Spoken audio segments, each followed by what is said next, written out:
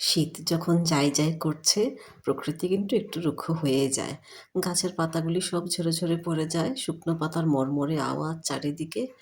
একদম গাছগুলি রুক্ষ হয়ে থাকে। আবার যখন নতুন পাতা দেবে তখন তো আবার অবশ্যই সুন্দর, সুন্দর পাতা গজাবে বর্ষা আসলে, বৃষ্টি দিলে। এই যে তবে বসন্ত সাথে, সাথে কিন্তু বসন্ত এসে গেছে। আমের মুকুলগুলি দেখেন কি যে সুন্দর হয়ে উঠেছে এবার। প্রত্যেকটা গাছে আমার মনে হচ্ছে এবার আমের মুকুল এসেছে। আমাদের আঙিনায় আমি একটু, একটু করে ছোট গাছ লাগাই। ফুলের গাছ বেশি আমাদের। সবজি কম, জায়গা ছোট। এগুলি দেখেন গাছের একদম আম গাছের আগাটায় ২ টা পাখি আজকে বসেছিল। এগুলি আজকে ভিডিওটা আমি করছিলাম। আর সকাল থেকে যখন এই ভিডিওগুলি করছিলাম আমার নিজেরও আসলে অনেক ভালো লাগছিল যে প্রকৃতি এত সুন্দর করে প্রকৃতি নিজেকে সাজিয়ে রেখেছে। প্রকৃতিকে যদি আমরা যত্ন করি, সত্যি প্রকৃতিও আমাদেরকে অনেক আনন্দ দেয়। এটা কিন্তু একেবারেই সত্যি কথা। দেখেন ফুলগুলি, গাছগুলি যত্ন করলে প্রত্যেকেরই হয়। আসলে আমরা একটু, একটু যত্ন করলে প্রত্যেকেরই হবে। এটা কোনো অসাধ্য কিছু নেই। এই প্রজাপতিটা একদম বেলি গাছের আগায় বসেছিল অনেকক্ষণ। আমি ভিডিওটা নিচ্ছিলাম, তাও ও সরছিল না। বিভিন্ন গাছে গিয়ে, গিয়ে ও বসছিল আজকে। আমারও ভিডিওটা করতে একটু সুবিধা হয়েছিল। সবসময় এরকম কিন্তু সুযোগ হয় না। একদম স্থির হয়ে বসেছিল। আজকে বেলি ফুলও আসবে বর্ষার সাথে, সাথে।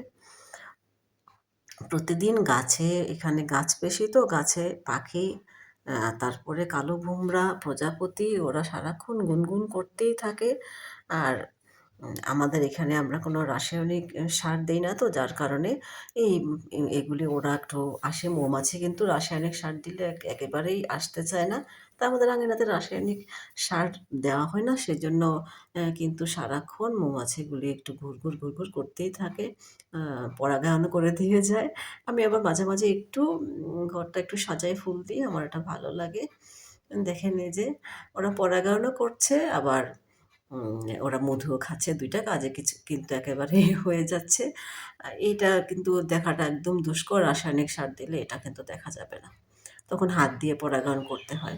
আমি যতটুকু দেখেছি যে ভোমরাটা লেবু গাছ থেকেও যায় না। তবে আমাকে দেখলে দূর থেকে দেখলে কিভাবে যে বুঝে ও একদম দূরে সরে যায়। আজকে অনেক কষ্টে ভোমরার ছবিটা আমি তুলতে পেরেছিলাম ভিডিওটা। এই পাখিগুলিও গাছের ডালে সবসময় থাকে সারাক্ষণ। ওরা এখানে গাছ বেশি তো, ফুল গাছও আছে। ওরা মনে করে যে এটাই ওদের স্বর্গ। এখানে বেশি থাকে। এটা কিন্তু সত্যি সকাল থেকে ওরা ডাকাডাকি করে। অনেক সময় ঝগড়াও করে সেটাও আমি দেখি। তবে সবসময় ভিডিও করা সম্ভব হয় না। যতটুকু আমি পারি করি। এটা একদম ঘরের কাছেই চলে এসেছিল। আবার একটু সাজুগুজুও করে ফেলি মাঝে, মাঝে হঠাৎ সবসময় আমি সময় পাই না আসলে যখন কাজের ফাঁকে, ফাঁকে।